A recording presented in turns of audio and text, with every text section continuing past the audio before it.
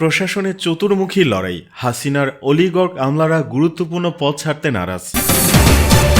ভারতীয়দের লাথি মেরে বের করে দিলেন ডোনাল্ড ট্রাম্প। হাসিনা সহ শীর্ষ কর্মকর্তারা গুমের ঘটনায় জড়িত, HRW'র প্রতিবেদন। সেই ম্যাজিস্ট্রেট তাবাসসুম উর্মির বিচার শুরু। 13 জেলায় বিএনপিতে নতুন কমিটি, আরও পরিবর্তন আসছে। সৌদি, ওমান ও কাতার নিয়ে সুখবর দিলেন আসিফ নজরুল। প্রশাসনের চতুর্মুখী লড়াই, হাসিনার অলিগর্গ আমলারা গুরুত্বপূর্ণ পদ ছাড়তে নারাজ। ফ্যাসিস্ট হাসিনা সরকারের পতনের 6 মাস হয়েছে, এখনও প্রশাসনের গুরুত্বপূর্ণ পদ থেকে হাসিনার অলিগর্গ আমলাদের বিতাড়িত করতে পারেনি, বরং বিগত সরকারের বিতর্কিত আমলা এবং জামায়াত চেতনাধারীরা একতাবদ্ধ হয়ে কৌশলে দল নিরপেক্ষ চৌকস আমলা জাতীয়তাবাদী ধারায় বিশ্বাসী আমলাদের কোণঠাসা করে রাখার চেষ্টা করছে। মুজিববাদী ও জামায়াত চেতনার আমলারা জোটবদ্ধ হয় এখনও দুর্নীতিমুক্ত, দক্ষ, স্বচ্ছ ও জনমুখী প্রশাসন ব্যবস্থা গড়ে তুলতে পারেননি অন্তর্বর্তী সরকার। প্রশাসনে ফ্যাসিবাদরা দায়িত্ব থাকার কারণে এখনও জুলাই বিপ্লবের চেতনা বাস্তবায়ন হয়নি। অবশ্য কয়েকজন উপদেষ্টার অদক্ষতা, অদূরদর্শিতা ও আমলাতন্ত্রের জটিলতা না বুঝে আমলাদের উপর নির্ভরতা এর জন্য দায়ী। এনজিও থেকে উঠে আসা উপদেষ্টাদের কারো কারো এখনও তথাকথিত প্রগতিশীল মানসিকতাও কম দায়ী নয়, অথচ অন্তর্বর্তী সরকারের উপদেষ্টাদের কেউ কেউ আবার বলে আসছেন স্বৈরাচার আওয়ামী লীগ সরকারের কর্মকর্তাদের বিচার করা হবে। এগুলো মুখে বলা হচ্ছে, বাস্তবে তা প্রশাসনে দেখা যাচ্ছে না। এদিকে অর্থ মন্ত্রণালয়, আর্থিক প্রতিষ্ঠান বিভাগ, কৃষি মন্ত্রণালয়, শিল্প মন্ত্রণালয়, পরিকল্পনা কমিশন, পরিবেশ, বন ও জলবায়ু পরিবর্তন মন্ত্রণালয়, গৃহায়ন ও গণপূর্ত মন্ত্রণালয়, দুর্যোগ ব্যবস্থাপনা ও ত্রাণ মন্ত্রণালয়, পানি সম্পদ মন্ত্রণালয় সহ বিভিন্ন মন্ত্রণালয় সচিব পদে দায়িত্ব পালন করে আসছেন ফ্যাসিবাদরা। তবে বড় বড় মন্ত্রণালয়ের সচিব পদ ছাড়তে নারাজ। এজন্য এখন ফ্যাসিবাদী আমলারা পদে থাকতে উপদেষ্টাদের সাথে ঘনিষ্ঠ হওয়ার চেষ্টা করে আসছেন বলে অভিযোগ উঠেছে। খোঁজ নিয়ে জানা যায়, আগামী ত্রয়োদশ জাতীয় সংসদ নির্বাচনের তফসিল ঘোষণার তারিখ চূড়ান্ত করা হয়নি। ইতিমধ্যে প্রশাসন দখলে চলছে চতুর্মুখী লড়াই। অন্তর্বর্তীকালীন সরকার বিএনপি, জামায়াত, আওয়ামী লীগ লড়াই শুরু করেছে, তবে প্রশাসনে মাঠ ছাড়তে নারাজ আওয়ামী লীগের ফ্যাসিবাদ আমলারা। বর্তমান অন্তর্বর্তীকালীন সরকার দায়িত্ব গ্রহণের 6 মাসের মধ্যে প্রথমে প্রশাসন দখলে নিতে এগিয়ে জামাতপন্থী সরকার ও জামায়াতপন্থী কর্মকর্তাদের রোষানলে পড়ে বিএনপিপন্থী বঞ্চিত কর্মকর্তারা পদোন্নতি পাচ্ছেন না। আওয়ামী লীগপন্থীরাও চেষ্টা চালিয়ে আসছেন। আবার নতুন করে প্রশাসন দখলে নিতে পরিকল্পনা শুরু বৈষম্য বিরোধী আন্দোলনের নেতাদের। তারা ইতিমধ্যে মাঠ প্রশাসনের জেলা উপজেলা পর্যায়ে সরকারি কর্মকর্তাদের সাথে বৈঠক চালিয়ে যাচ্ছেন। তবে কয়েকজন উপদেষ্টা তাদের নিজ নিজ মন্ত্রণালয় পছন্দদের সরকারি কর্মকর্তাকে বদলি ও নিয়োগ দিয়ে বলয় তৈরি করছেন। প্রশাসনে গতি ফিরিয়ে আনতে অন্তর্বর্তীকালীন সরকার নানান উদ্যোগ নিলেও এখনও তা ফলপ্রসূ হচ্ছে না। প্রশাসনে পদোন্নতি বঞ্চিত হওয়ার আশঙ্কা বা ভালো পোস্টিং না পাওয়ার আশঙ্কা রয়েছে। এদিকে ভারতীয়দের লাথি মেরে বের করে দিল ট্রাম্প।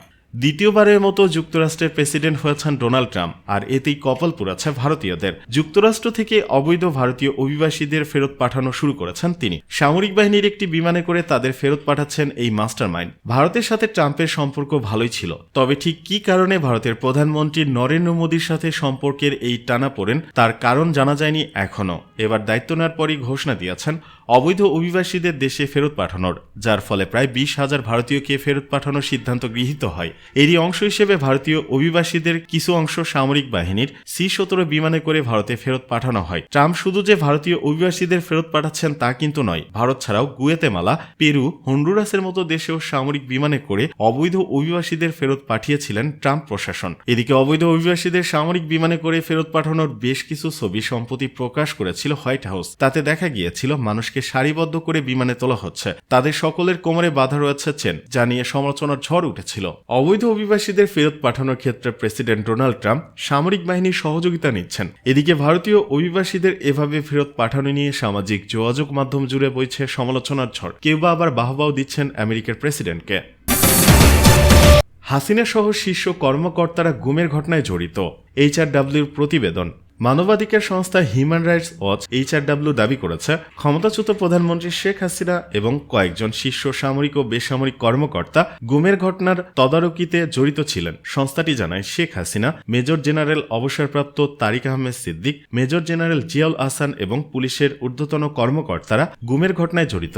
যুক্তরাষ্ট্রভিত্তিক মানবাধিকার সংস্থাটির সাম্প্রতিক প্রকাশিত after the monsoon revolution a roadmap to lasting security sector reform in Bangladesh শীর্ষক 50 পৃষ্ঠার প্রতিবেদনে এই বিষয়টি উঠে এসেছে। জাতীয় কমিশন দ্বারা গঠিত গুমের ঘটনা তদন্তকারী দল গত 14 ডিসেম্বর তাদের প্রথম প্রতিবেদন প্রকাশ করে। এতে বলা হয়েছে, শেখ হাসিনার শাসন আমলে 3,500-এর বেশি জোরপূর্বক গুমের ঘটনা ঘটেছে। HRW আরও দাবি করেছে, গুমের সাথে জড়িত কর্মকর্তারা সংস্থাটিকে জানিয়েছে যে শেখ হাসিনা ও তার সরকারি শীর্ষ ব্যক্তিরা এসব গুমের ঘটনার সম্পর্কে অবগত ছিলেন। হাসিনা দেশ ছেড়ে পালানোর পর গোপন আটক কেন্দ্রে 3 জনকে মুক্তি দেওয়া হয়েছিল এবং সংশ্লিষ্ট কর্তৃপক্ষ বছরের পর বছর তাদের আটক রাখার কথা অস্বীকার করে আসছিল। এদিকে সেই ম্যাজিস্ট্রেট তাবাসসুম উর্মির বিচার শুরু। মানহানির অভিযোগে করা মামলায় সাময়িক বরখাস্ত সহকারী কমিশনার নির্বাহী ম্যাজিস্ট্রেট তাপসী তাবাসসুম উর্মির বিরুদ্ধে অভিযোগ গঠন করেছেন আদালত। এর মধ্য দিয়ে এই মামলায় আনুষ্ঠানিক বিচার শুরু হয়েছে। মঙ্গলবার ঢাকার মেট্রোপলিটন ম্যাজিস্ট্রেট মোহাম্মদ সেফাতুল্লাহর আদালত অব্যাহতির আবেদন নাকচ করে এই আদেশ দেন। এদিন সকাল 10:30টায় তিনি আদালতে হাজির হন। এ সময় তার আইনজীবী PM মাহাদি হাসান অব্যাহতি চেয়ে আবেদন করেন। শুনানিতে তিনি বলেন, আসামি মামলার কথিত ঘটনার সঙ্গে জড়িত নয়, তার বিরুদ্ধে মামলার কথিত ঘটনা মিথ্যা, আসামি সম্পূর্ণ নির্দোষ। আসামি সেই সময় পারিপার্শ্বিক ঘটনা সম্পর্কে ফেসবুক পোস্ট অনুযায়ী নিজস্ব অভিমত প্রকাশ করেছেন। সেই পোস্টের বাদীর সঙ্গে কোনোভাবে সম্পর্কিত নয়। দ্বন্দ্ববিধি 499/500 ধারার বিধানে মানহানির ক্ষেত্রে যে ব্যক্তির বিরুদ্ধে মানহানিকর বক্তব্য দেওয়া হয়েছে সেই ব্যক্তি নিজে এবং মৃত ব্যক্তির ক্ষেত্রে তার বাবা মা অথবা নিকটাত্মীয় এই মানহানি মামলা করতে পারেন। এই মামলার বাদী শহীদ আবু সাইদের বাবা ডক্টর মোহাম্মদ ইউনূসের রক্তের সম্পর্কিত কেউ নন। বাদীর দায়ের করা অভিযোগের আইনগত কোনো ভিত্তি নেই বিধায় আসামি অব্যাহতি পাওয়ার হকদার বটে। এ সময় বাদী পক্ষের আইনজীবী খাদিমুল ইসলাম অভিযোগ গঠনের পক্ষে শুনানি করেন। শুনানিতে তিনি বলেন, আসামি ইচ্ছাকৃতভাবে ও উদ্দেশ্য প্রণোদিত হয়ে ছাত্র জনতার আন্দোলনকে প্রশ্নবিদ্ধ করতেই তিনি ফেসবুকে এই মানহানিকর পোস্ট দিয়েছেন। এ মামলার বাদী সক্রিয়ভাবে আন্দোলনে অংশ নেন ও 11 দিন জেল হাজতে ছিলেন, তাই এই মামলা দায়েরের ক্ষেত্রে আইনগত বাধা ছিল না। এ মামলার অভিযোগ গঠনের যথেষ্ট উপাদান রয়েছে, তাই অভিযোগ গঠনের প্রার্থনা করছি। উভয় পক্ষের শুনানি শেষে আদালত দ্বন্দ্ববিধির 500 ধারায় তার বিরুদ্ধে অভিযোগ গঠন করেন। 13 জেলায় বিএনপিতে নতুন কমিটি, আরও পরিবর্তন আসছে। তৃণমূলকে শক্তিশালী ও সংগঠিত করতে বিএনপির জেলা কমিটির নেতৃত্বে বড় ধরনের পরিবর্তন আনা হয়েছে। নেতৃত্ব দেওয়া হচ্ছে তরুণ নেতাদের হাতে। সামনে আরও পরিবর্তন আনা হবে। এরই অংশ হিসেবে সারা দেশে কর্মী সভা ও বর্ধিত সভা করছে দলটি। জাতীয় সংসদ নির্বাচনকে সামনে রেখে সাংগঠনিক কর্মকাণ্ড জোরদার করতে 31 দফাকে ঘিরে বিভিন্ন কর্মসূচি দেওয়া হচ্ছে।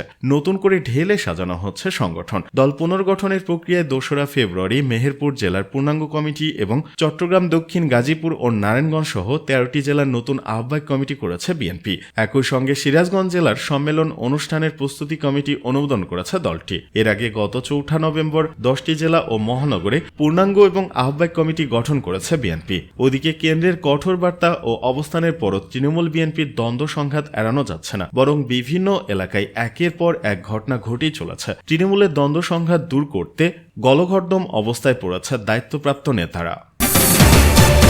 সৌদি, ওমান ও কাতার নিয়ে সুখবর দিলেন আসিফ নজরুল। শ্রমবাজারের চ্যালেঞ্জ মোকাবেলা দ্বিপাক্ষীয় সম্পর্ক জোরদার, শ্রমিকদের স্বাস্থ্য সুরক্ষার মধ্য দিয়ে সৌদি আরবে অনুষ্ঠিত হয়েছে গ্লোবাল লেবার মার্কেট কনফারেন্স।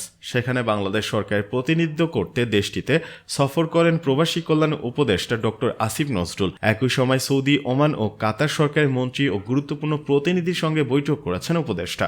মঙ্গলবার সকালে এই সফর ও বৈঠকের ফলাফল নিয়ে সামাজিক যোগাযোগ মাধ্যম ফেসবুকে স্ট্যাটাস দিয়েছেন তিনি। আসিফ নজরুল তার ফেসবুক পোস্টে লিখেন, সৌদি আরবে আমার এবারের সফর ছিল সরকারি, সেখানে কিছু ভালো খবর পেয়েছি। রিয়াদে আমার সঙ্গে সৌদি আরবের মানব সম্পদ ও স্বরাষ্ট্র মন্ত্রীদ্বয়ের সঙ্গে বৈঠক হয়েছে। কাতার ও ওমানের মন্ত্রীদের সঙ্গে বৈঠক হয়েছে। তিনি লিখেন, সৌদি আরব সেখানে আকামাবিহীন বাংলাদেশিদের বিষয়ে চাকরিদাতাদের দায় দায়িত্ব আরো কঠোরভাবে দেখার প্রতিশ্রুতি দিয়েছে। চাকরি চুক্তি আগে থেকে বাংলাদেশের শ্রমিকদের কাছে পাঠানোর বিষয় বিবেচনা করবে বলেছে। পেশাজীবীদের সার্টিফিকেটের সত্যায়ন বাংলাদেশ থেকেই করবে বলেছে। ওমান প্রসঙ্গে উপদেষ্টা লিখেন, ওমান সেখানকার সকল বাংলাদেশিদের থাকার বৈধতার প্রতিশ্রুতি দিয়েছে এবং দ্রুত বাংলাদেশ থেকে লোক নিবে বলেছে। কাতারও নানা প্রতিশ্রুতি দিয়েছে বলে ওই পোস্টে উল্লেখ করেন প্রবাসী কল্যাণ উপদেষ্টা। আসিফ নজরুল আরও লিখেন, এখনো পর্যন্ত সব প্রতিশ্রুতি, তবে সেগুলো আন্তরিক মনে হয়েছে। আমরা বিষয়গুলো অগ্রগতি যেন হয় তা নিয়ে ফলো আপ করব।